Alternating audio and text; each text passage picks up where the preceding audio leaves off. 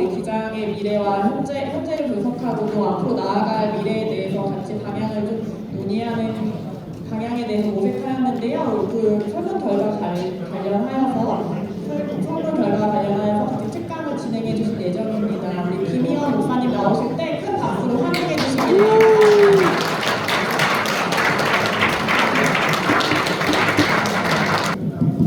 안녕하세요. 반갑습니다. 김희원입니다. 장로교육 세미나에서 제가 말씀을 나누는 것은 이번이 처음인 것 같은데요. 저 개인적으로 뜻깊게 생각을 합니다. 특별히 최근에 신임 장로가 되신 분들 이 자리에 계셔서 기장 장로로서 어떠한 일을 해야 하는가 구상하시는 그런 복된 자리인데 이 자리에 참여할 수 있어서 기쁘게 생각합니다. 제가 드릴 말씀은 말씀 소개해 주신 대로 올해 진행했던 설문조사를 기본으로 해서 기장을 현재와 미래에 진단하고 제안을 하는 자리입니다. 1시간가량 제가 말씀드리게 될 텐데요.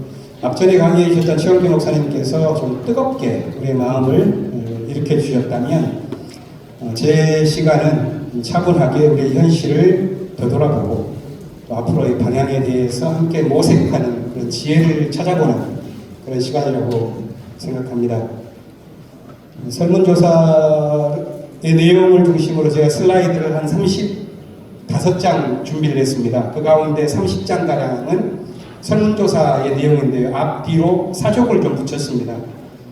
그것은 설문조사는 우리가 갖고 있는 현실에 대한 이해와 또 미래에 대한 기대가 담겨 있는 건 사실입니다. 그런데 그것이 한국 교회와 또 우리가 살아가는 이 세계 속에서 어느 지점을 통과하고 있는지를 좀 보려면 좀 큰 시각 속에서 우리의 자리를 위치시킬 필요가 있겠다 하는 생각이 들어서 앞부분에서는 우리가 살아가고 있는 시대를 좀 읽어내는 것을 간략하게 한 10분가량 하고 뒷부분에서는 설문조사를 토대로 기장교회 또 기장의 장로로서 미래를 어떻게 구상해야 할까 하는 점에 대해서 말씀드리고자 합니다.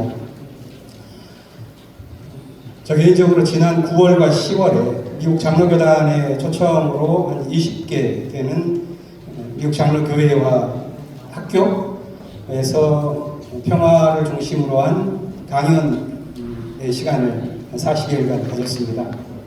그때 느꼈던 것은 한 20여 년 전에 제가 미국에서 한 10년간 유학하고 목회를 했을 때와는 다른 한국에 대한 인식이었습니다. 한국의 국제적인 위상이 굉장히 올라갔죠. 한국 전쟁 때만 하더라도 우리 사회가 참 비참했는데 그 이후에 한 40년간은 산업화 시대를 거치면서 경제적인 토대를 갈고 닦았고 그 이후에 또 한 40년은 민주화의 시기를 거치면서 부끄럽지 않는 사회가 되었습니다. 유럽에서는 한 300년 가까이 이렇게 왔었던 것을 우리는 1세기도 안 되는 짧은 시간에 이걸 이렇게 내면서 굉장히 압축성장, 그것에 대한 긍지도 있지만 또 한편에서 이 짧은 시간 동안 한국 사회 또 한국 교회가 급성장을 하다 보니까 그 어두운 이면으로 남기게 되었고 또 그 그늘을 지나가면서 우리 마음속에 이 사회에 대한 바람이나 또 우리의 꿈들이 깊은 골짜기까지도 갖게 되었습니다. 미래 여기 계신 장로님들께서는 어떻게 생각하십니까? 우리 앞으로의 미래가 좀 밝을 것이라 생각하시는지요? 어둡죠? 그렇진 않죠. 좀 밝냐 어둡냐를 따진다면 좀 어두운 쪽에 기울여지는 게 사실이고 온 세계가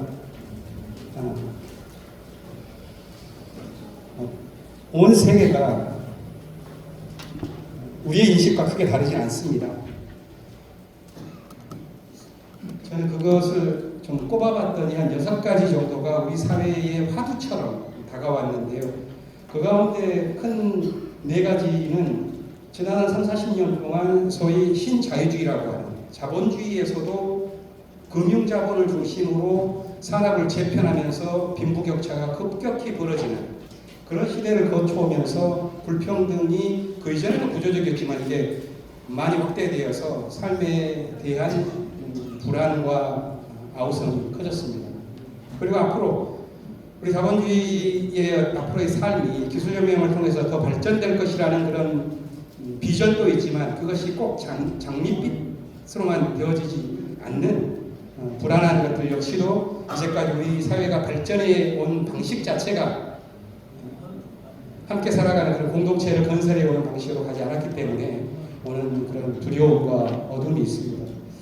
이런 문제를 풀어가려면 정치가 되어야 하는데 우리나라뿐만이 아니라 미국, 또 유럽 여러 곳에서 그동안의 대의민주주의라고 하는 자본주의적인 정치 원리가 제대로 작동하지 않고 너무 파편화되어 있고 대립하고 격화되어지는 것 속에서 상대방을 증오하고 억압하는 그러한 것이 아예 정착되어 가고 있는 거 아니냐 우려가 굉장히 커졌습니다.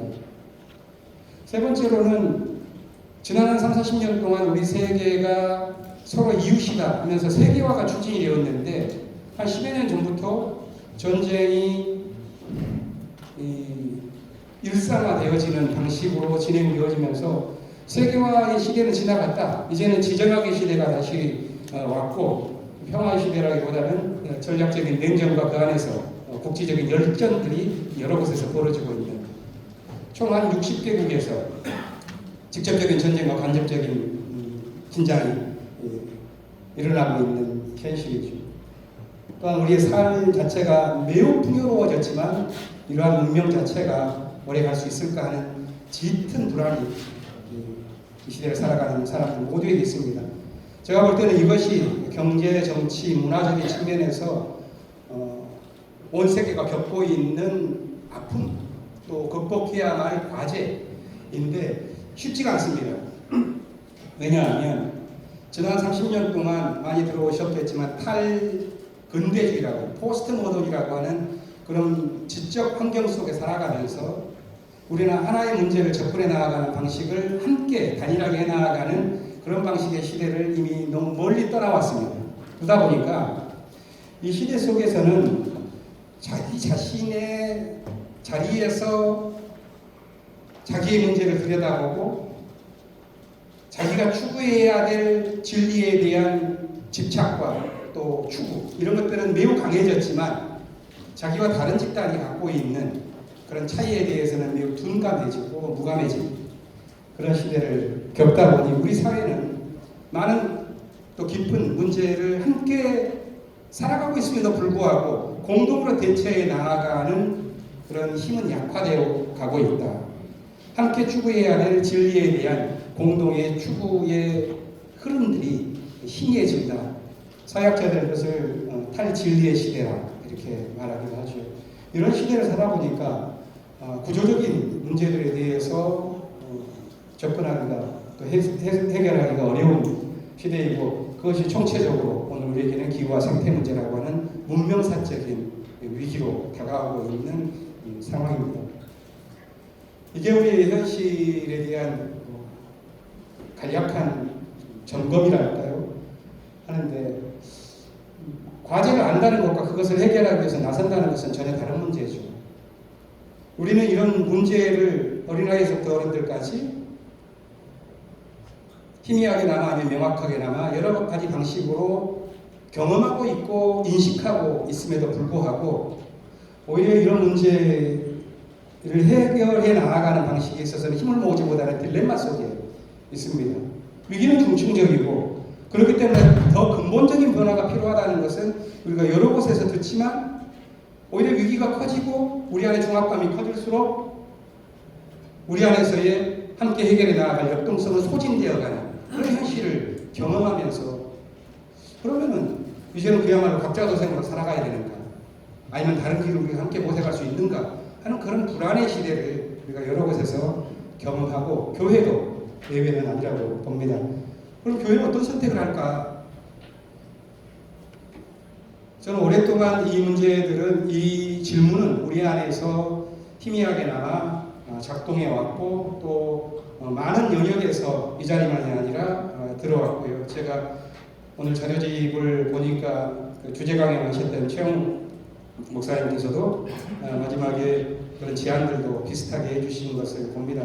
저는 그 화두를 크게 보면 이런 문명사적인 대전환이 필요하다. 또 그것에 대한 흐름들이 어떤 방식으로 나타나고 있는가를 뒤에 한 세 컷으로 보면서 우리의 자리를, 현 위치를 규정짓고 싶습니다. 첫 번째는 카톨릭의 모습인데요. 프란시스 교황은 매우 존경받는 분이죠. 종교를 넘어서 저는 우리 세계 속에서 진정으로 미래에 대한 연민 어린 제안, 그리고 충심 어린 목소리에 대한 경청이 이루어지는 분 가운데 한 분이 프란시스 교종이라고 생각합니다. 이분이 카톨릭 내에서 함께 읽을 수 있는 문서를 한국적으로 한 70에서 한 100페이지 되는 책을, 소책자를 10년 전에 내셨습니다. 찬미 받으소서라고 번역되어 있는데요. 총 6개장 245개의 항으로 이루어져 있습니다. 여기에서 다루고 있는 것은 아까 제가 이 앞전에 말씀드렸었던 기후위기, 생태위기, 이것을 총체적으로 봐서 이것을 극복해 나아가는데 온 카톨릭 역량을 이제 재배치해야 된다는 책입니다. 10년 전에는 그게 교황과 주교와 신부와 성도들까지 갖는 그런 회람의 문서였다면 그 이후에 매우 빠르게 카톨릭에 있는 900여 개의 모든 국제 또 여러 조직들이 재배치되어서 이 라다토시, 찬미받으소서에서 표방하고 있는 정신의 운동을 진행시키자고 하는 것으로 빠르게 변화되어 가고 있는 것입니다. 이 운동의 목표는 분명하죠. 이게 그 안에 있는 이 운동 홈페이지에 나와 있는 글인데요. 각자 도생의 시대가 아니라 우리는 공동의 집에 살고 있는 것이다. 그리고 기후위기와 이런 생태적인 정의를 회복하는 것이 우리에게 당면한 가장 거대한 과제이다. 그것을 위해서 우리가 함께 영감을 받고 또 움직여낼 수 있도록 우리가 살아가고 있는 공동체를 재조직해야 한다 하는 것이 카톨릭을 움직이고 있는 가장 커다란 제안 가운데 하나죠. 두 번째는 개신교 진영에서 함께 움직이는 부분인데요. 개신교는 오히려 사회와 함께 역동적으로 움직이고 다학문간 갖는 그런 학체 간의 감수성이 매우 뛰어난 집단인데요. 이 집단에서 가장 의미 있는 발표 가운데 한 분이 올해의 한국 나이로 100세인 존 캅이라고 하는 교수입니다. 이분은 1973년도, 그러니까 벌써 50년 전에 이 생태신학이라고 하는 책을 내셨어요. 우리 너무 늦은 거 아니냐? 이러한 운명으로 살아가다가 우리는 우리의 미래를 정당한 방식으로 건설해 나아가는 그런 시점을 놓치고 마는 건 아닌가 하는 이야기를 벌써 50년 전에 하셨는데 그 이후에 이게 깊어졌죠. 이분이 교황이 냈었던 그 시기와 똑같이 2015년에 대안을 이제는 정말로 급해졌다. 과거가 우리가 꿈꿨던 삶은 더 이상 살기는 어려울 것이다. 우리는 이제 줄여가야만 하고 진정으로 급박한 대안을 마련해야 되는데 그걸 어떻게 만들 것이냐를 말하면서 대안을 모색하는 컨퍼런스를 아주 대대적으로 해서 워킹그룹으로 연구하고 있는 학자들 1,500명을 초청하고 그것을 80개 세션으로 나눠서 6,000명이 참여한 대규모의 컨퍼런스를 개최한 다음에 일으킨 것이 생태문명 운동입니다. 앞으로의 화두는 생태문명을 건설하는 것이다 라고 말하는 것이죠. 이걸 크게 보면 한 세 가지입니다. 개신교 신학이 한 50년 동안 발전시켜 왔었던 해방의 영성과 실천을 재가동시킬 수 있는 길이 뭔가, 신자유주의 실패를 넘어설 수 있는 그 길이 어디 있는가, 그리고 우리가 맡고 있는 이런 파편화되어서 서로 갈라져 있는 이런 진리 체계를 다시 함께 공동의 진리를 모색해 나아가는 그런 흐름들을 형성할 수 있는 길이 어디 있겠는가 하는 이런 과제를 갖고서 생태문명 운동을 벌여 나아가고 있죠. 여전히 이런 두 가지의 개신교와 카톨릭의 이야기를 생태문명에 대해서 말씀드렸는데요. 이미 우리 안에 가까이 와 있습니다. 그런데 한국에서는 좀 이념적인 뭐랄까 우리 사회가 70여 년간 분단 체제로 갈라져 있다 보니까 보역, 좌우, 진보 보수 간의 갈등의 길이 너무 넓어요. 그리고 한쪽에서 말하면 다른 쪽에 듣지 않는 그런 귀 닫아버리는 일들이 너무 강하고요. 그러다 보니까 이런 사회에 대한 제한들이 원만하지 않습니다. 저는 왜 유럽 사회와 좀 다를까? 한국에서 민주화에 대한 열망은 사실 인간에게 좀 커다란 소망이 있다면 뭐 시쳇말로 두 가지가 있다고 보겠습니다. 하나는 밥 좀 먹고 살자. 아무리 좋은 말 하지 말고 필요 없다. 밥 먹고 살자. 근데 어느 정도 먹고 살다 보면 다른 생각이 올라오죠. 밥만 먹고 사냐. 이게 한국 전쟁 이후에 한 40년씩 저는 걸어온 길이라고 봅니다. 밥 좀 먹고 살자. 이 일을 산업화 세대가 해냈던 것이고 산업화 세대 시대가 끝나가면서 좀 더 밥만 먹고 사는 거 아니지 않냐. 민주주의를 더 앞당겨 진척시켜보자 하는 것이 그 길이었는데 이 마지막 이 후반부에서의 민주주의라고 하는 그 진척 시기 속이 이게 시차가 유럽하고 좀 다릅니다. 유럽에서는 6.8혁명을 지나면서 탈이데올로기적인 측면에서 진보의 실험들이 되었는데 한국에서는 경제적인 어느 정도 성과가 올라온 다음에 진보적 실험들이 너무 이념적으로 갔습니다. 그래서 진보만의 문제도 아니고 오히려 보수만의 문제도 아닙니다. 함께 어우러내는 우리가 해결해야 될 매우 중요한 과제가 되겠죠.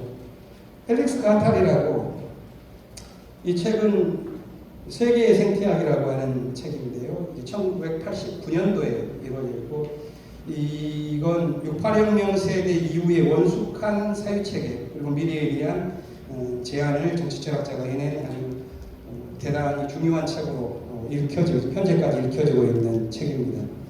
이 책에서 그는 이렇게 말합니다. 우리가 앞으로의 문제를 해결해 나가기 위해서는 사회적인 구조적인 문제만을 풀어나가는 그런 사회 생태계를 구성하는 것만이 중요한 것이 아니라 이 자본주의 체제가 파괴시켜 나가고 있는 그런 자연 생태 이것들을 어떻게 해결해 나갈 것이냐는 것까지 포함시켜야 하고 이 일을 해나가기 위해서는 단순히 대립이라든가 정치라든가 이것만으로가 아니라 우리의 마음 생태까지 우리의 생각 이것까지 다시 지어야 된다. 마음 생태, 사회 생태, 이런 자연 생태가 함께 어우러지는 이 세 가지 생태학이 정착되어지지 않는다면 미래가 희망이 없다 하는 제안인데 저는 한국에서 우리 사회가 어떻게 나아가야 하는가에 대한 모색이 긴 지난 3, 40년 동안의 과정 속에서 꽤 많이 진척이 되어 왔는데 지금 우리가 맡고 있는 그런 교정이라든가 프란시스 교정이나 아니면 존 캅 선생이 말하는 그런 것과 함께 공통되어지는 부분이 바로 이 지점이 아닌가. 앞으로 우리가 우리의 미래를 계획할 때에도 좀 통합적인 방식으로 마음만이 아니라 우리의 영혼만이 아니라 사회와 또 인간만이 아니라 온 자연 이렇게 가야 되는 것이 아닌가 하는 것이 오늘 우리가 교회에서 듣는 것만이 아니라 모든 곳에서 듣는 이야기라는 것 이것을 좀 기본으로 두고 그렇다면 우리 기장은 지금 이런 현실을 살아나가면서 어떤 지점을 지나가고 있는가 하는 것을 설문조사의 내용과 결과를 중심으로 보겠습니다. 이걸 좀 빼뜨렸네요. 사족인데요. 이런 생태적인 생태 문명을 건설해 나아가는 그런 방향이라는 것은 세계관과 우리의 믿음과 또 우리의 어떤 활동 방식과 우리가 생각이 옳다고 생각했었던 기준들 이런 것들까지도 변화를 근원적인 변화를 동반하는 것이다 하는 것을 제안하고자 하는 것이었습니다. 구체적으로 보겠습니다. 기장 설문조사는 지난 6개월간 3월부터 9월까지 진행해서 이 책으로 나왔습니다. 이 책에 대한 내용을 이 책은 47개의 문항으로 구성되어 있는데 제가 준비한 것은 한 13문항을 나누려고 하는데요. 이 설문조사 6개월 진행을 했는데 그 설문조사가 진행된 배경부터 좀 말씀을 드리자면 이 설문조사는 우리 교단 안에서 우리 교단만이 가지고 있는 데이터 자료가 매우 부족했습니다.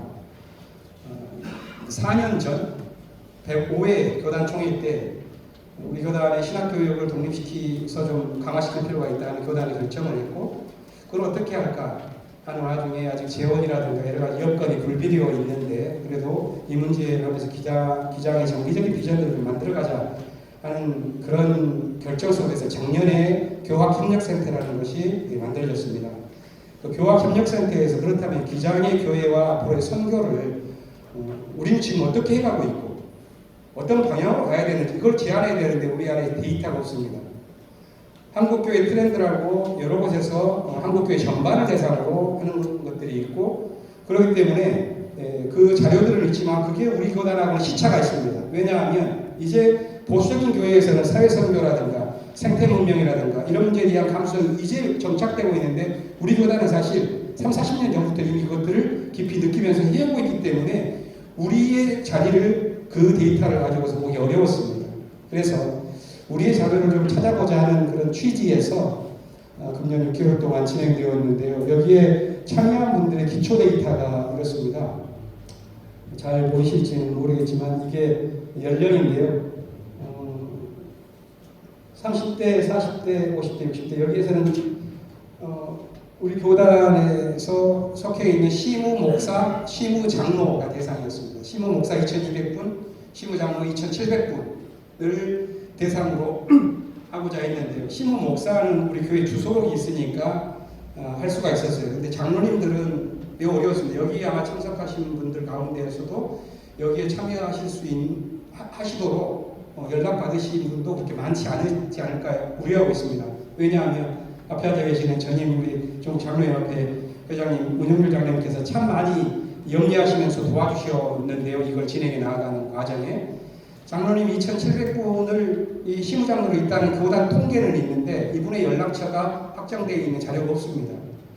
장로의 그 주소록이 있죠. 거기에는 은퇴하신 분들까지 있어서 6,500분이 함께 있어가지고 이분들에게 다 발송할 수도 없고 이런 한계여서 장로님들 가운데에서는 2,700분이 아니라 두 층이가 참석하셨어요. 한 분은 작년 장로회 총회, 그게 34회인가요? 43회인가요? 여기 총회에 참여하신 장로 총대들 320분은 여러 차례 이분들이 주 대상이었고요.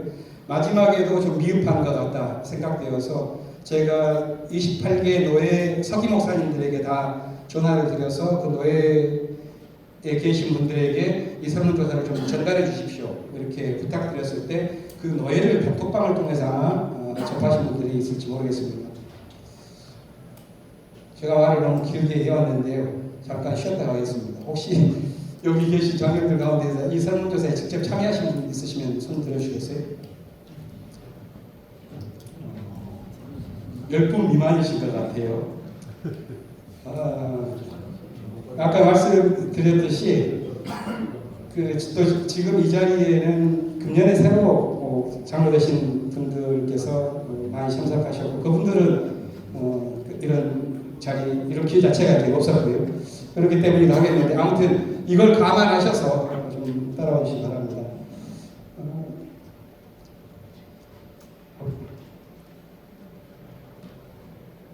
연령으로 한번 보겠습니다. 여기 처음에 기초 데이터 페이지인데 60대가 40% 정도, 50대가 33%, 40대, 20대가 30% 미만. 그렇기 때문에 담임 목사, 장로님들 가운데에서 제가 많은 분들이 좀 들어와 있죠. 직분으로 한번 보겠습니다. 이 원그래프에서 제일 많은 부분들이 60%에 해당하는 담임 목사급입니다. 그리고 13%가 부교육자이고 기관 목사로는 작게 참여하셨고 시무 장로님들이 약 25% 가까이 정도 참여했습니다. 장로님들은 그러니까 참여도가 굉장히 높았습니다. 전체적으로 이게 설문이 길었어요. 47문항이고 생각할 것도 많다 보니까 가운데 참여하셨다가 그친 분들이 1000분이 넘었습니다. 그래서 총 1800분이 참여하셨는데 실제로는 774분만 마지막까지 달리셔서 이 데이터는 774분을 토대로 한 겁니다. 장로님 여기 보시면은 나이와 직분을 함께 섞어서 만드는 띠그래프인데요. 장로님들은 60대가 83%, 50대가 18% 정도이니까 장로님들 가운데에서는 좀 60대를 대변하고 있다 이렇게 생각하시면은 감안하시면서 잘 따라하시면 좋겠고요. 이건 성비인데요. 여성이 14.3%, 남성이 나머지인데요. 이거를 본다면 성비가 잘 맞지 않습니다. 반반 이렇게 하면 되겠는데 사실 우리의 기장의 리더십의 구성 자체가 그렇게 반반이지 않죠. 그러다 보니까 그걸 반영하고 있는데 우리 기장의 리더십, 그러니까 목사 장로의 성비로 본다면 이 정도는 나오는 거라서 비슷하다고, 표본으로서는 뭐 그렇게 나쁘지 않다고 봅니다. 나머지는 교회 위치에 따라서 한 3분의 1씩 나눠지는데요. 읍면 분담이 33%, 그리고 비수도권으로 있는 곳이 30여 %, 그리고 서울을 비롯한 광역시와 수도권이 또 나머지 3분의 1 정도로 배치되어 있습니다. 그리고 교회 규모인데요. 교회 규모에서 20명 미만 20%, 20에서 50명 20%, 50에서 100명 20%, 나머지가 40%가 100명 이상. 이 정도로 기장 교회에서도 교회 사이즈로도 표본으로서 이렇게 큰 오차는 없는 상황입니다. 그래서 나이와 직분에는 조금 앞으로 뒤에서부터 제가 30여 장을 이제 갈 텐데요. 나이와 직분을 좀 감안하셔서 따라와 주시면 되겠습니다. 첫 번째 문항은요, 한 문항당 2페이지, 1페이지 구성되어 있는데요. 첫 번째 문항은 향후 5년간 교회가 어떻게 될 것이라고 예상하십니까? 줄 겁니까? 늘 겁니까? 어떻게 예상합니까?에 대한 질문이었습니다. 이것에 대해서 우리 기장의 목사님과 장로님들은 그대로 유지될 것이다, 예측하기 어렵다가 반반, 나머지 축소될 것이다, 성장할 것이다, 반반. 아주 절묘한 균형입니다. 제가 다른 한국교회 트렌드라고 늘 해마다 한국교회 트렌드에 대해서 나오는 데이터가 있거든요. 그거랑 비교를 해보면은 우리 교단의 이 인식이 어찌 보면 조금 신중하다고 할까요? 훨씬 신중하다고 볼 수가 있습니다. 왜냐하면 한국교회에서 전반적으로 볼 때는 지금보다 줄어들 것이다가 27%가 있다면 지금보다 늘어날 것이다 50%예요. 그러면 늘어날 것이라는 긍정적인 전망이 훨씬 큰데 우리 교단은 오히려 이것과 비교하면 좀 부정적이죠. 성장에 대한. 저는 그것이 우리 교단이 갖고 있는 자괴감이라고 보지 않습니다. 오히려 한국 현실 속에서 교회가 어떤 위치에 처해 있는가에 대해서 훨씬 더 신중하게 생각하고 있다고 저는 평가합니다. 이 첫 번째 문제, 5년간 앞으로 교회 예산을 직분별로 한번 보겠습니다. 왜냐하면 제가 여기는 장로님들 모임이잖아요. 장로님들 어떻게 생각하는 걸 제가 뒤에다 붙여놨습니다. 직분별로 보면은 평균값이 이것에 대해서는 다르지 않습니다. 그런데 제일 큰 가운데 기반 목사님들이 제일 크게 하는 것이 61%가 있는데 이것은 축소될 것이다 에 대한 예상입니다. 이분들은 좀 감각이 좋은 분들인데 목사님이나 장로님들은 그 반반이죠. 성장할 것이다, 축소할 것이다. 성장할 것이다, 축소할 것이다. 성장이 한 3% 정도 이상 되어지는 방향인데 그 비율은 비슷합니다. 두 번째로 보겠습니다. 현재 우리 기장교회가 맡고 있는 목회와 선교를 약화시키는 요인을 교회는 어떻게 생각합니까? 하는 질문에 대해서 제일 많은 답변이 인구 감소와 지역 소멸, 이것이 56%, 그 다음에 교인 수와 재정 감소 42%. 이것은 한 문항만이 아니라 두 문항에 대해서 답할 수 있게끔 하는 것이었습니다. 지도자의 목회 역량이 중요한 이게 부족한 거 아닌가 하는 것. 세 번째는 한국 사회 전반의 탈종교화 현상과 반기독교적인 정서, 이런 순서로 나왔거든요. 이걸 보면 지역별로 한번 편차를 한번 보겠는데요. 이 읍면 분단 위에 있는 곳에서는 73%라고 굉장히 높은 것이 나오는 게 있는데 그것은 인구 감소와 지역 소멸에 대한 위기감이 굉장히 큰 거고 우리가 알 수 있는 바입니다. 반대로 서울 지역에서는 다른 것보다도 이 50% 넘는 게 있는데 이게 전반적으로 갖고 있는 탈종교화 현상에 대한 문제입니다. 이건 우리가 충분히 가늠해 볼 만한 그런 데이터 결과이죠. 이걸 직분별로 한번 조금 보겠는데 큰 차이가 나진 않지만 재밌는 것은 장로님들은 목회자들의 목회 역량이 중요한데 이게 부족하다. 이게 55% 다른 집단에 비해서 굉장히 강했습니다. 동의하십니까? 제가 완전히 위축되어지거든요. 제가 마지막에 아주 거꾸로 말을 하겠습니다. 각오하십시오. 다음 세대 교육이 굉장히 중요한 화두입니다. 그래서 이 항목을 별도로 해서 여러 질문들을 나눠봤는데 그 중에 하나는 다음 세대 교육에서 어려운 점이 무엇입니까? 첫 번째가 젊은 세대의 교회 이탈. 이게 제일 크게 나왔습니다. 두 번째는 교회의 환경, 인력과 예산이 부족하다. 세 번째는 부모들이 자녀 신앙교육에 대해서 무관심하다. 네 번째는 담당 교육자가 없다. 다음 세대와 소통하기 어렵다. 이런 순서로 나왔거든요. 이걸 교회 위치별로 보면 젊은 세대 교회 이탈이라고 하는 것은 한국교회 공의, 우리 교단 지역 불문하고 함께 느끼는 어려움이었습니다. 그런데 여기에서 젊은 세대 교회 이탈이 아까 탈종교화 현상이 수도권에 많듯이 비수도권 도시 그리고 서울 이곳에서 젊은 세대 교회 이탈이라고 하는 것이 상대적으로 높았고요. 읍면군 지역에서는 교회 환경에 대한 것이 평균보다 훨씬 높게 좀 나오고 있는 상황입니다. 이걸 직분별로 한번 보겠습니다. 장로님들은 늘 장로님 여기만 눈이 가죠. 젊은 세대 교회 이탈에 대한 응답률이 이게 제일 높습니다. 젊은 세대의 교회 이탈. 장로님들이 가장 심각하게 생각하고 있는 문제죠. 이건 다른 데이터들과 비교를 해보면 장로님이 갖는 두 가지 해석이 가능합니다. 하나는 미래 세대에 대한 장로님들이 갖는 책임감이 하나가 있고요. 다른 하나는 미래 세대를 전반대인데요. 미래 세대를 읽어내지 못하고 젊은 세대와 소통이 어렵다라고 말하는 것이 또 장로님들이 딱 느끼는 고충입니다. 이게 동시에 담겨 있는 거죠. 교육 환경의 미흡에 관한 의견에서 장로님들과 목사님들의 차이가 좀 났습니다. 그리고 실질적으로 교육에 몸담고 있는 부교육자들께서는 자녀 신앙교육에 대한 부모들의 무관심 이것에 대한 지적이 좀 있었습니다. 주일 설교 본문을 정하는 방식인데요. 그것은 이 질문은 교단의 응집력과도 관련되어 있는 것입니다.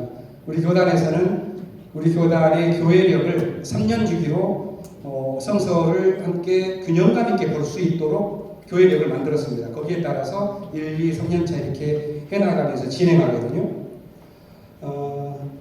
그런데 이제 그것에 따라서 교회가 하고 있는 것에 대한 질문이었는데 41%가 교회의 신앙의 필요에 따라서 매주 설정한다. 이렇게 제일 크게 답변했고요.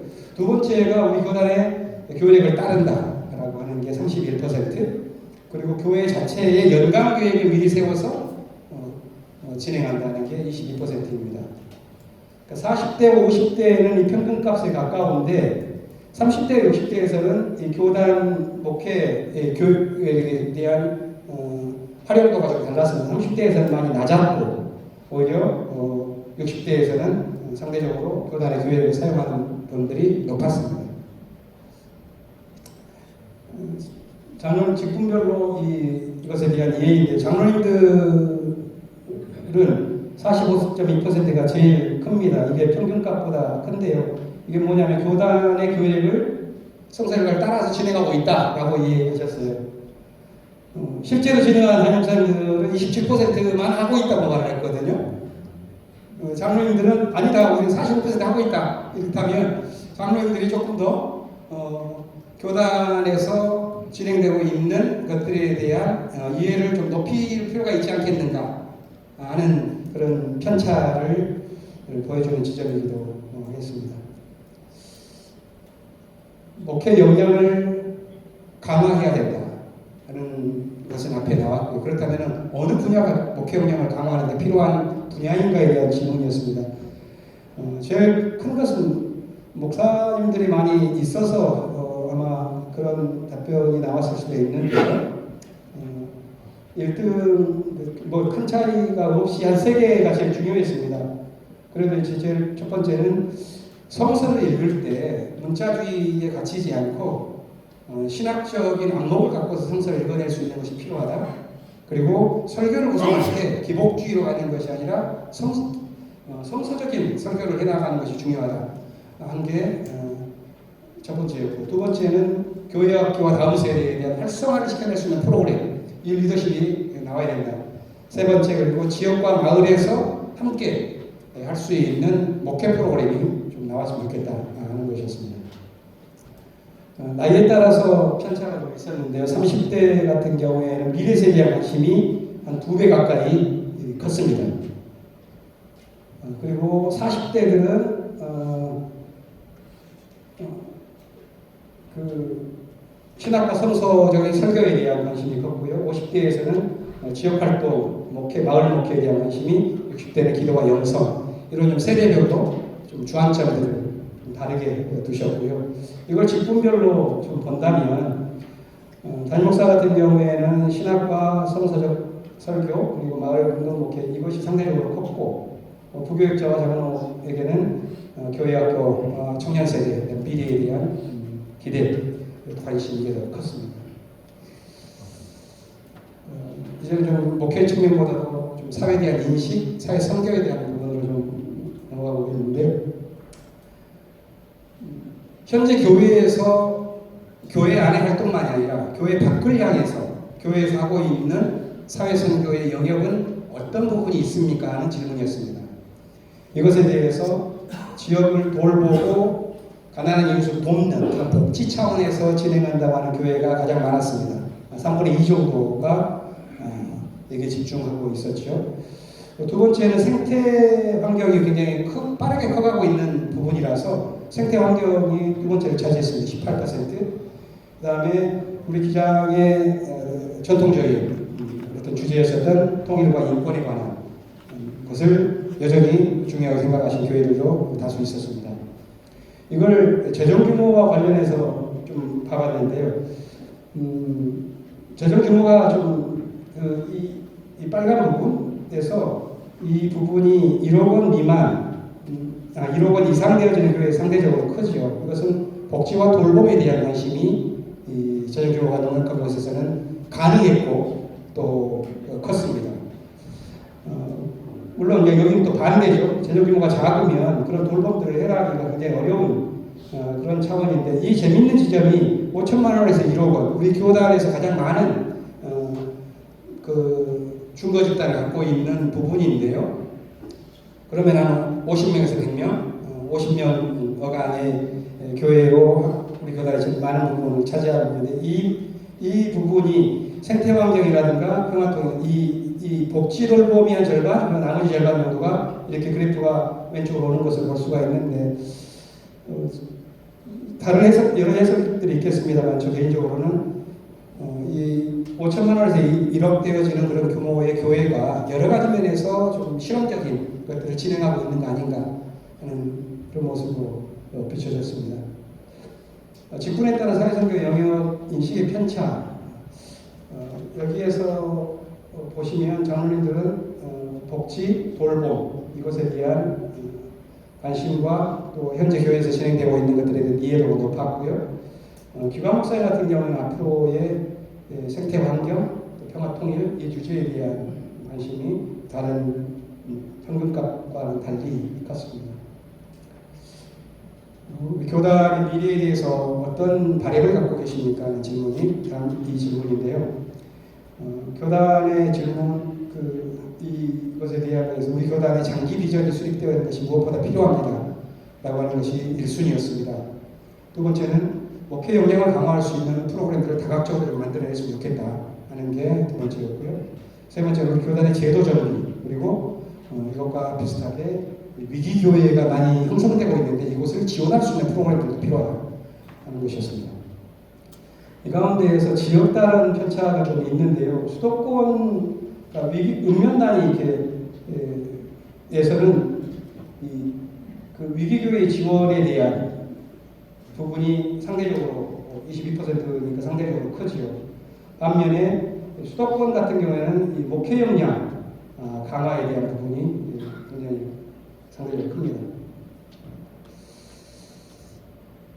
앞으로 교회 지속 가능성을 위해서 우리 교단이 관심을 가져야 할 영역이 무엇이라고 생각합니까? 하는 질문이 그다음 이 질문입니다. 여기서 많은 분들이 신도의 의식 변화 및 신도의 지도력 강화가 필요하다 하는 게 40%였습니다. 두 번째는 지역과의 연계가 필요하다는 거였고요. 다음번에는 미래 세대를 선교하고 교육하는 것. 그리고 나머지는 사회 참여를 통한 선교 역량을 강화하는 것과 교회 제도와 문화를 재구성해야 한다 하는 것이 이었습니다. 성별에 따라서 조금 다른 편차가 있었는데요. 남성들을 보시면은 첫 번째 신도의 의식 변화 그리고 또 미래 세대 교육 이런 게 여성에 비해서 굉장히 큰데 여성들은 이것과 달리 이 두 번째 있는 지역과의 연계 속에서 교회가 좀 접촉면을 더 넓혀 나가야 된다 하는 관심을 좀 표방하셨고 그리고 배터리를 성공에 예상할 수 있지만은 교단의 제도와 문화를 재구성하는 것 이것이 남성에 비해서는 2배 정도 높은 그런 여성의 관심사입니다. 다음 세대 교육은 앞에서 좀 이어지는 것인데 그걸 좀 보완하는 질문입니다. 다음 세대 교육을 위해서 해야 할 것을 여러 가지 필요한 것들을 이것을 복수로 응답할 수 있게끔 했었던 건데요. 제일 큰 영역이 절반 이상의 분들이 교회 교육 전문가를 양성하고 목회자들의 계속 교육을 좀 체계화해야 된다 하는 것이 다음 세대 교육에서 가장 시급한 중요한 문제로 보았습니다. 그것과 더불어서 교회의 교육에 대한 콘텐츠와 정보 교육을 위한 네트워크가 교단 내에 마련되어야면 좋겠다 하는 거였는데 이번 총무님 취임할 때 남신도회 연합회 회장님께서 이 제안을 비슷한 제안을 해주셔서 빠르게 구축되어 나갈 수 있지 않을까 하는 그런 기대를 갖고 있습니다. 세 번째는 기초적인 신앙교육, 교재들도 좀 다각적으로 만들었으면 좋겠다 하는 것이었습니다. 나이에 따른 편차를 보자면 응답의 나이가 작을수록 아까 보셨겠지만 부교육자들 중심으로 교육 전반적으로 또 젊은 미래 세대에 대한 것들이 컸고요. 그래서 30대 같은 경우에는 굉장히 큽니다.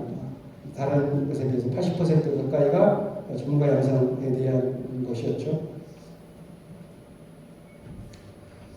장로님들 가운데에서는 여기에 있는데요. 다음 세대 교육을 위해서 해야 할 일.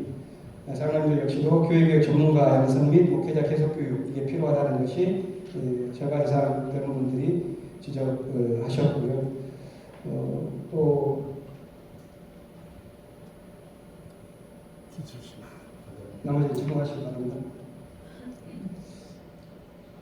세 번째 그룹으로 가보겠습니다. 교단이 표방해왔었던 정치적인 판단들, 또 기장신앙 이것에 대한 진단이 이제 세 번째 오늘 제가 말씀드릴 부분인데요. 일반적인 질문이었습니다. 첫 번째는 당신께서 사회 현안 문제에서 정치적인 판단을 하실 때 기장이 이제까지 해왔었던 기장신학은 어떤 영향을 줍니까? 라는 질문이었습니다. 많은 분들이 영향을 받는다가 이렇게 있죠. 한 3분의 2 가까이 절반 조금 상회하는 부분이 영향을 받는다. 매우 큰 영향 20%, 영향을 받는다 37%, 영향이 없다 전혀 없다가 9%, 또 4%, 그리고 보통이다 30% 정도입니다. 나이와 성별에 따라서 디그래프가 나타나는데요. 남성보다는 여성이 교단 신학에 대해서 조금 더 큰 영향을 받습니다. 이게 영향을 받는다, 매우 영향을 받는다 뒤쪽에 있으니까요. 이 짙게 되어 있는 부분들이 얼마나 앞에까지 갔는가 보면은 알 수가 있는데 30대 남성보다 30대 여성이, 40대 남성보다 40대 여성이, 50대 남성보다 50대 여성이 이렇게 교단 신학이 중요하다 하는 것을 보고 영향을 받는다고 제일 큰 영향을 갖고 있는 그룹들 50대 여성인 것 같습니다. 47%가 매우 큰 영향을 받는다. 절반 정도는 이렇게 답변을 주셨습니다. 정치 판단에서 직분별로 보는 건데요. 기관 목사님들이 아까 말씀드렸듯이 영향을 받는다, 매우 영향을 받는다. 이 부분이 85%에 해당하는 분으로 기관 목사님들이 물론 큰 기장의 사명감을 갖고 활동을 하고 기장의 정책을 따라서 활동하시니까 이런 적극적인 답변을 해주셨습니다. 그것은 당연한 거고요. 장로님들 같은 경우에는 다른 목회자들보다는 기장신학 영향을 덜 받는다. 보시면은 보통이다가 40%죠. 그리고 영향을 받는다와 매우 받는다가 40%, 나머지 영향 없다 20% 정도가 장로님들 생각입니다. 그럼에도 불구하고 우리 기장이 이번 질문서만이 아니라 그동안 중요하게 교단의 사회선교 정책으로 표방했었던 대표적인 두 가지 종전선언과 탄소중립 이 두 가지에 대한 질문에 대해서는 압도적으로 80% 이상이 필요하다. 그리고 우리 가야 된다 하는 그런 의견, 미래에 대한 의견을 밝혀주셨습니다. 관심 없다 4% 정도이고 찬성한다가 80%가 있죠. 그리고 탄소 중립에 대한 것들도 필요하다, 반드시 필요하다 하면은 거의 90% 가까이 필요한 교단의 행보이고요. 이건 뭐 직분에 따른 것으로 보자면 뭐 큰 차이는 없습니다. 한 80%, 90%의 차이인데요. 차이가 없죠. 탄소 중립에 대한 건 역시도 직분에 따라서 그렇게 커다란 차이 없이 보입니다. 나머지 두 개가 있는데 여기서부터 조금 재밌어집니다. 클라이막스로 가니까요. 지루하실지는 모르겠습니다. 양성평등에 대한 인식입니다. 이것에 대한 인식은 보면은 그 질문은 여러분들은 여러분들이 갖고 있는 양성평등에 대한 인식을 말해 주십시오가 아니라 우리 교단 안에서 양성평등의 문제가 여러분의 교회와 교단에서 양성평등의 문제가 잘 진행되고 있다고 봅니까? 라고 하는 질문입니다. 그러니까 객관적인 평가를 어떻게 하고 있는가에 대한 질문인데요. 전혀 그렇지 않다, 그렇지 않다가 한 24% 정도이고 보통이다가 40% 아니다. 그럭저럭 잘 진행되고 있다 30% 매우 그렇다가 5.6% 정도입니다. 그래서 아니다보다도 그렇다가 좀 많은데요. 이것은 성비로 보면은 굉장히 달라집니다. 그러겠죠? 그렇다가 매우 그렇다가 남성들께 있어서는 이게 이만큼까지 오는데 여성 같은 경우에는 여기밖에 오지 않습니다. 그리고 전혀 그렇지 않다 해서는 남성들은 2.7% 여성들은 13% 가까이가 전혀 그렇지 않다. 그래서 교단의 평등 문제, 성평등 문제에 대한 인식이 조금 서로에 따라서 많이 다르다는 것들을 볼 수가 있습니다.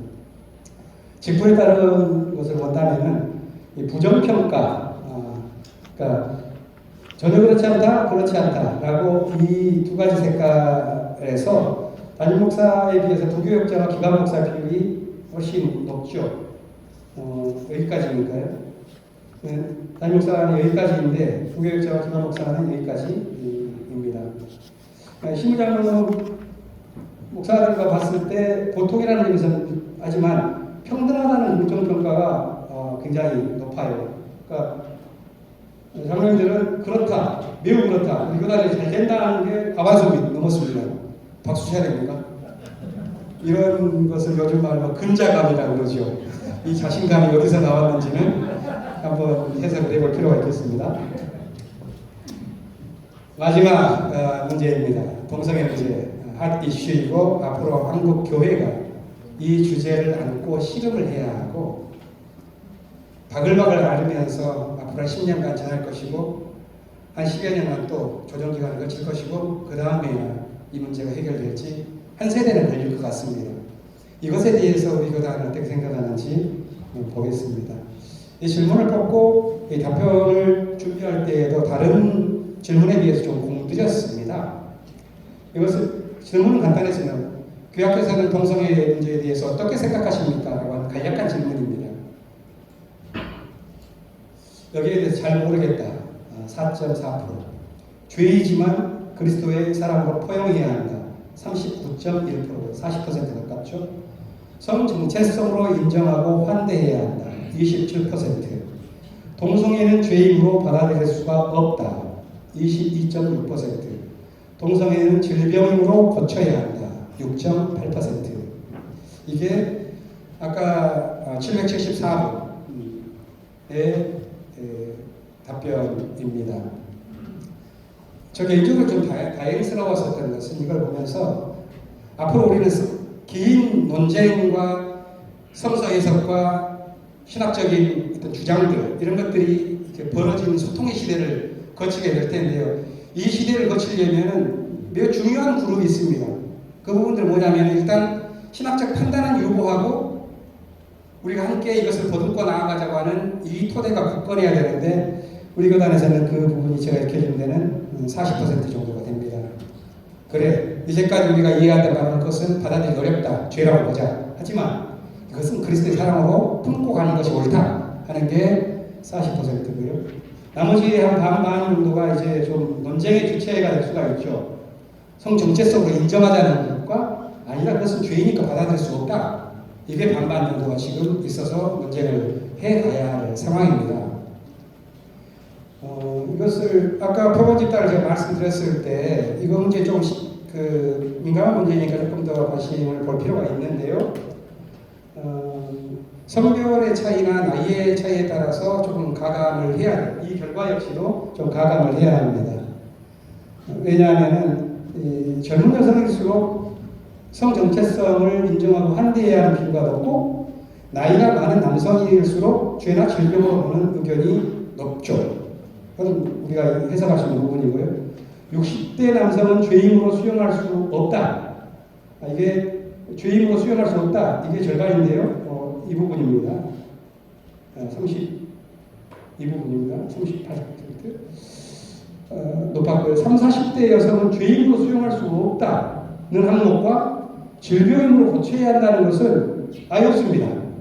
그렇게 봐서는 안 된다. 이제 앞으로 다가오는 시대는 그걸 좀 다르게 봐야 된다는 게 30대, 40대 생각이니까 만일 이 설문조사가 좀 표본이 30, 40대가 더 많았다면 아까 60대가 40%였지 않습니까? 아마 이 부분이 조금 더 많아졌겠죠. 이게 성별과 나이에 따른 동성애에 대한 인식의 편차이고요. 이걸 직분별로 한번 봐봤습니다. 심우장로는 죄임으로 수용할 수 없다는 의견이 50%. 장로님들 훨씬 더 강경하죠. 이 문제에 대해서. 질병임으로 고쳐야 한다는 의견에 대해서도 10% 정도가 있습니다. 성 정체성으로 인정하고 환대하자. 이게 이 부분에 대해서 6.4%로 매우 작은 부분입니다. 그래서 장로님들 그룹에서는 저는 이렇게 솔직히 생각합니다. 아까 전체 규모로 봤을 때에는 한 3, 3, 4로 나눈다면 4그룹이 좀 유보하고 우리가 이 문제를 갖다가 좀 보듬고 나가자 하는 그룹이라면 3, 3그룹은 아니다, 이것은 받아들일 수 없다, 아니라 환대하자, 이런 그룹이었거든요. 3, 3, 4였는데 이 균형이 굉장히 무너진 지표죠. 그래서 좀 이 대화가 앞으로 매우 중요한 그런 과제가 되어야 하겠습니다. 기관 목사 같은 경우에는 이분들은 여러 가지 사회적인 현실 속에서 우리 교단의 문제들을 집행해 나아가시고 기획해 나아가실 분들이니까 이 문제에 대한 것들이 굉장히 중요한 지표였는데 이분들은 90% 이상이 성정체성을 인정하고 환대하죠 하는 부분이었습니다. 아직 우리 교단 가운데에서 기관 목사님으로 계신 분들의 표본 자체가 워낙 작다 보니까 목소리는 크기가 어렵죠. 이것에 대한 해석은 아직 조금 더 해야 되겠습니다. 좀 차분하게 보시고요. 교학협력센터 홈페이지에 책으로 나온 것은 여기까지가 그 설문조사의 내용인데요. 책으로 나온 것은 파일로 나중에 아직 못 올렸어요. 마지막 수정할 부분이 있어서 올려놓겠습니다. 차분하게 참고하시면서 우리 교단의 현 주소에 대한 것, 미래에 대한 것을 보시기 바랍니다. 총평이랄 것까지는 없는데요. 우리 교단의 설문조사를 보면 우리 교단이 아직 제대로 된 길, 신학적 방향을 설정하지 못했다는 것은 좀 나온 것 같습니다. 하지만 우리가 살아가고 있는 현실의 엄중함에 대해서는 깊은 문제의식을 갖고 거기서 나오는 고민과 갈등, 이게 설문조사에 담겨 있지 않은가 생각합니다. 10여 분 정도만 좀 제안을 드리겠습니다. 그래도 현재 기장의 현재와 미래 이렇게 말씀을 드렸고요. 설문조사를 중심으로 현재에 대한 인식지표 그리고 미래에 대한 기대를 좀 나누었는데요. 마지막 부분을 보면서 좀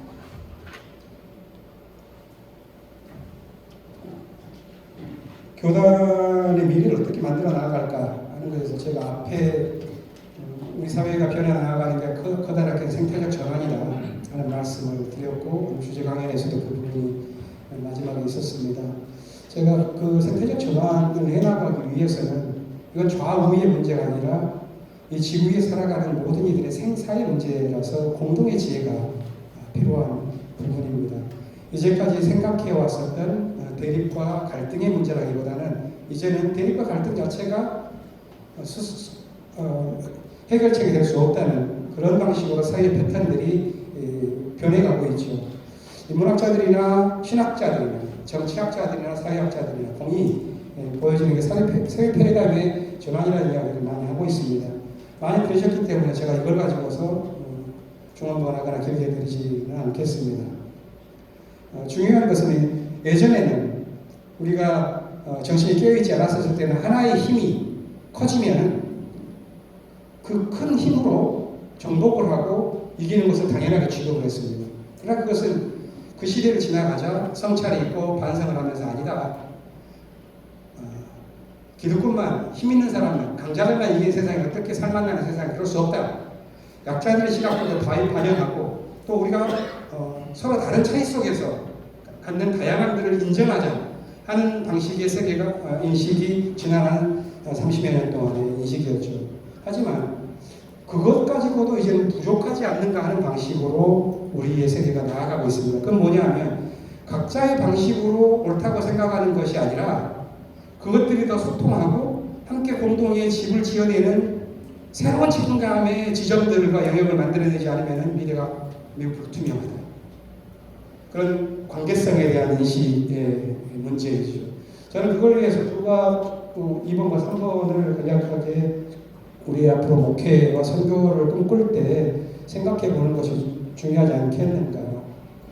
저는 아까 진행을 드리면서 우리 시대가 너무 엄중하기 때문에 그 문제에 천착하기가 더 어려워졌다라는 말씀을 드렸고 딜레마에 빠져 있다고 말하는데 그것은 그동안에 우리는 사실 민주화라든가 아니면은 여러 인식들에서 많은 훈련들을 해왔고 또 지난 한 30년 동안 포스트 모던이라고 말하는 그런 상황 속에서 각자가 가지고 있는 문화 속에서 우리는 뭘 추구하는가 하는 것에 대한 인식이 매우 커졌고 또 나의 것만 중요한 것이 아니라 타자들, 다른 사람들 어떻게 생각하는가 하는 그런 인식에 대한 감수성도 매우 높아왔습니다. 하지만 이제 그것이 사실 차이에 대한 또 다양성에 대한 의견으로서 관용은 한편에서는 길러졌지만 그거 자체가 각자의 지점에 충실한 것만으로는 미래가 지어지기 어렵겠다 하는 그런 이 인식사회가 진행되어져 나아가면서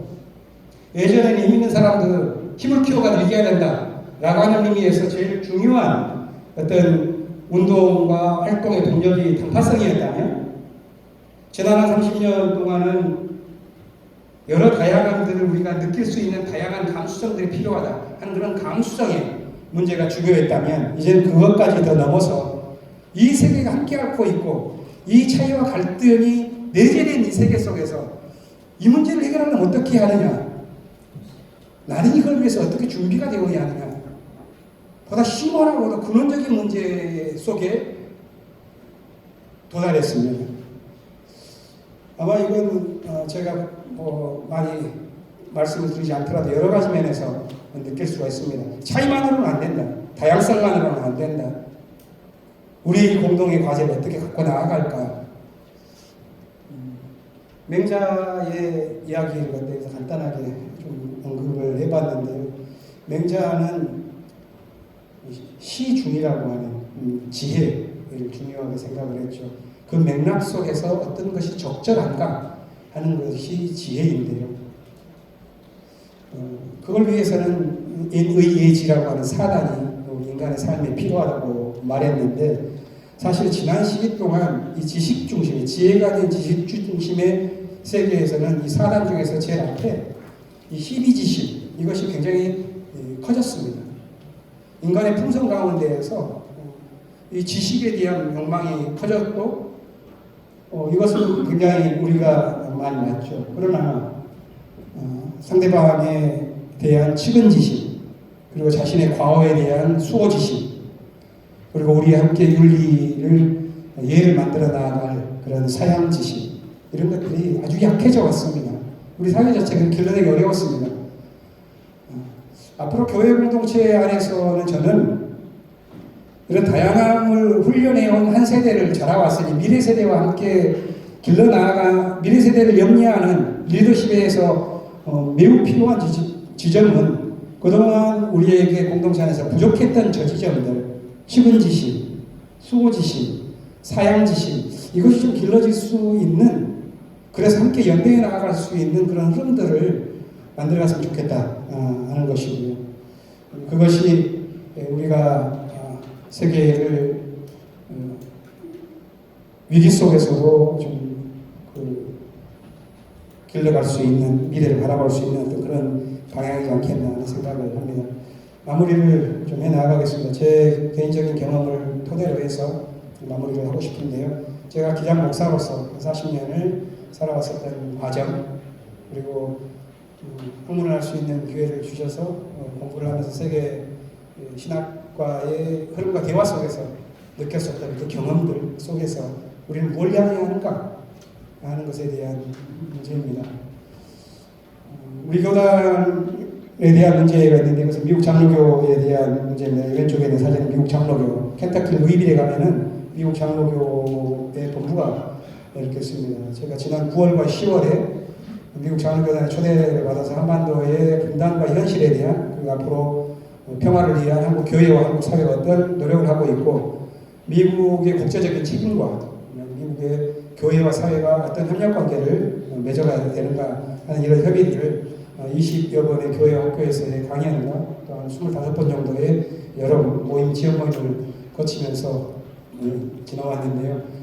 그때 느꼈었던 인상 가운데 하나가 미국 장로교가 지금 현재 진행해 나가고 지난 6년 동안 가장 중점적으로 해나가고 있습니다. 미국 장로교는 한 30년 전까지만 하더라도 300여만 되었는데 지금은 150만 정도를 많이 줄어왔습니다. 교회가 위축되어져 있고 거의 교회를 다니면은 70대 정도가 평균 정도 연령이니까 우리의 미래를 보는 것 같은 느낌이었습니다. 이들이 어떻게 이 시대에서 지금 주목하면서 돌파하고 있는가 하는 지점에 대한 이야기입니다. 인상적인 것은 미국 장로교에서 가면 이 두 가지의 배너가 교단 본부에 있는데, 이것은 Ceasefire Now, 그리고 Black Lives Matter라고 하는 BLM 운동, 흑인 인권 운동과 관련되어진 인권 운동에 대한 지원을 우리는 하겠다. 인권 운동 전반에 대한 표명이고, 전쟁의 세계를 종식하자 하는 것에 이 두 가지가 담겨 있었습니다.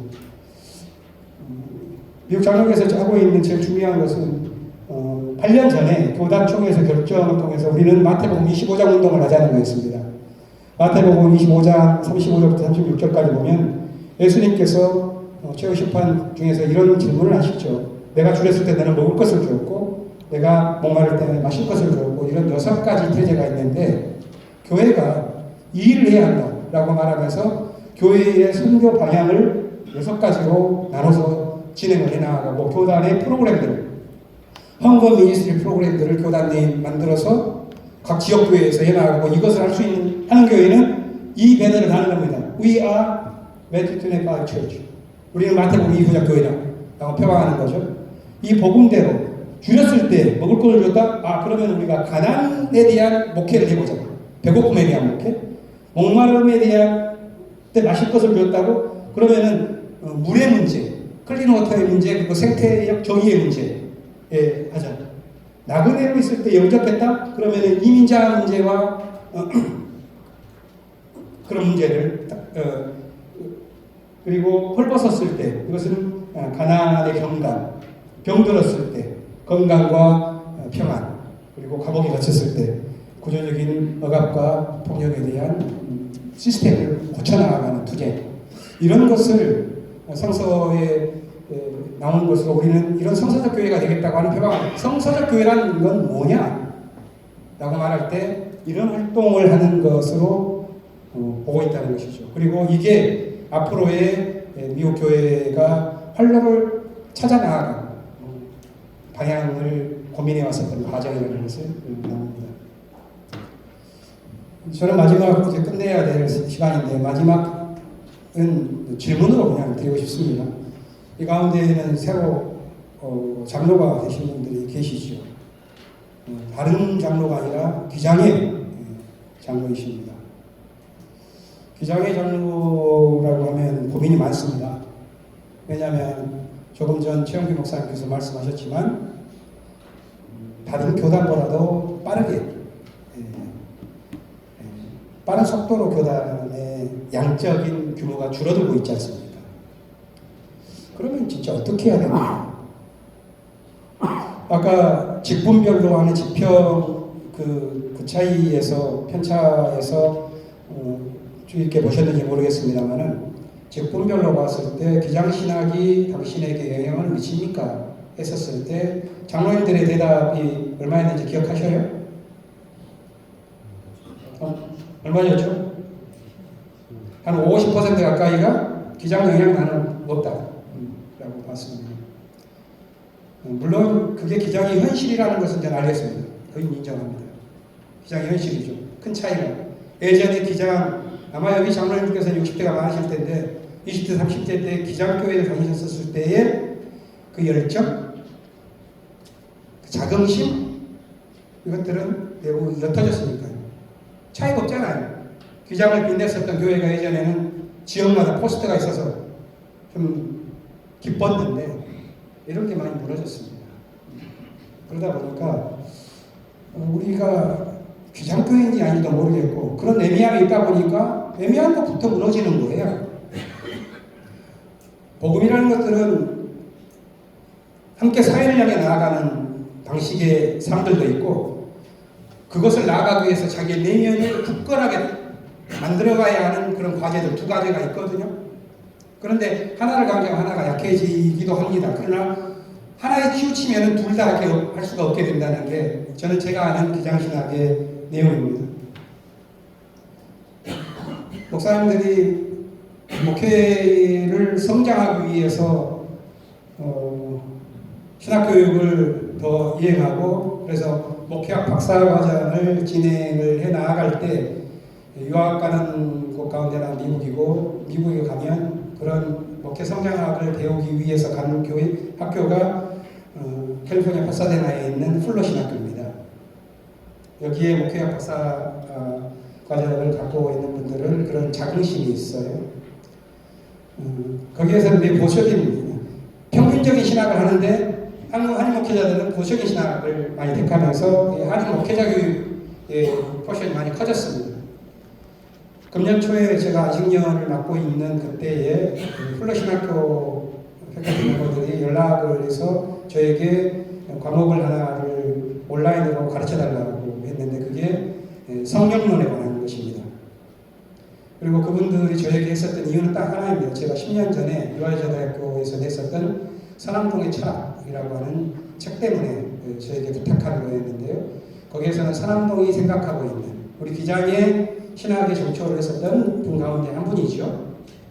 그분의 말했었던 성령론을 가르쳐 달라는 것입니다. 그들은 한국에 성령을 말해왔었던 사람들의 신학을 잘 압니다. 뭔가요? 조영기 목사님 대표적인 것이죠. 성령을 중심으로 하는 그 힘. 그런데 그것 가지고는 안 되겠다 하면서 요청을 해서 진행을 했었던 경험이 있습니다. 저는 그렇게 생각하고 그런 강의를 했습니다. 한국 교회에서 성령을 말해왔지만 그것은 일면적인 것이며 점차적으로 하나님이 생각하는 이 우주사적인 하나님의 섭리에서 멀어지면서 사람의 영혼과 마음에 갇혀버린 내세적인 성령으로 가서 그들에게 불을 지르고 이런 것들이 라면 1차원적이죠. 물론 그것이 중요했었던 때가 있습니다. 일제시대라든가 성령의 대각성운동이 일어났었을 때는 매우 중요했습니다. 하지만 오늘 아까 말씀드렸었던 이런 생태적 전환이라고 하는 거대한 사회적 전환 속에서 교회가 어떤 길을 나가야 하는 건가 하는 그런 질문을 맡고 있는 교회 앞에서 우리는 기장이라고 하는 것에 대한 이 금지를 다시 한번 깊이 생각을 해야 될 때가 되었습니다. 왜냐하면 제가 말씀드렸었던 그 강의의 핵심도 조영기 목사의 성령론이 개인의 영혼과 물질과 삶에 대한 육체에 대한 회복과 건강에 대한 1차원적인 일면적인 것이라면 사랑동의 것은 그것도 필요하지만 사회와 역사와 우주까지 함께 하나님의 섭리가 어떻게 이루어지는가로 나가는 다차원적인 것이다. 성령께서 온 우주 만물의 피조물이 탄식한다는 로마서의 말씀을 기초로 또 볼 때 성령의 활동을 어디에서 증언하는 것이 옳은가? 저는 조영기 목사의 신학보다는 사랑동의 신학이 옳고 그 길을 따라왔었던 기장이 매우 굳건하고 중요해야 한다. 앞으로 한국교회가 위기로 나아갈수록 이 문제는 매우 필요하다고 판단합니다. 그게 저의 생각이고요. 장로님들께 묻는 것은 기장의 장로로서 그렇다면 예장 장로나 순복음 장로가 아니라 기장의 장로로서 어떻게 해야 되는가 딱 한 가지만 말씀드리고 마치겠습니다. 기장과 예장의 차이가 크게 없어졌습니다. 이제 기장교회 나온 분들도 시골에서 기장교회로 와가지고 서울에서 아니가 이런 분들이 옛날에 계셨지만 이제는 다른 교단에서 있다가 너무 보수화되고 그래서 한면을 느껴서 수평이동하는 분들이 많으셨고요. 그런데 기장인 한 변치 않고 우리가 말할 수 있는 정신이 하나 있습니다. 그것은 한국 개신교 140년 역사 속에서 기장교회와 기장교단이 지켜왔었던 기본 원칙입니다. 그것을 좀 표현하자면 근본주의, 문자주의입니다. 근본주의라는 것은 믿음을 강조하지만 지성이라고 하는 것이 필요한데 지성이 없는 믿음을 말하죠. 근본주의. 머리가 이해가 안 되는데 가슴이 뜨거워질 수가 없는데 근본주의는 그걸 강요하는 겁니다. 머리가 냉철할 뿐만 아니라 가슴이 뜨거운 길을 찾는 것이 기장의 정신이었습니다. 다른 하나는 성사 안에 수많은 문자들이 있습니다. 그러나 이 문자에 대한 교조적인 그런 충성보다도 그것이 오늘 우리 시대에 어떻게 해야지만 성사의 정신을 구현하는가 하는 것이 기장이 태동한 본래의 시점이죠. 그렇다면 기장은 이 두 가지 한국교회의 실패, 그래서 우리는 이제는 누구나 다 알게 되는 한국교회가 어떤 면에서는 내놓기가 어려운 좀 부끄러운 양상인데 그 대표적인 것이 당신들은 지성의 수준에 올라가 있지 못해, 근본주의적인 것들을 넘어서지를 못해 라고 하는 그런 평가. 다른 한편에 당신들이 꿈꾸고 있는 종교적인 영성은 과연 뭔가 라고 하는 것에 대한 이것에 대해 답하고자 했었던 게 기장이었죠. 저는 그렇다면 이것은 기본으로 좀 갖고 가야지 기장이지 않겠는가 하는 말씀을 마지막으로 나누고 싶습니다. 저는 그리고 그것이 성사 안에서 조금 잡히는 그런 구절로 찾다 보니까 고린도후서 3장 6절 말씀이었습니다.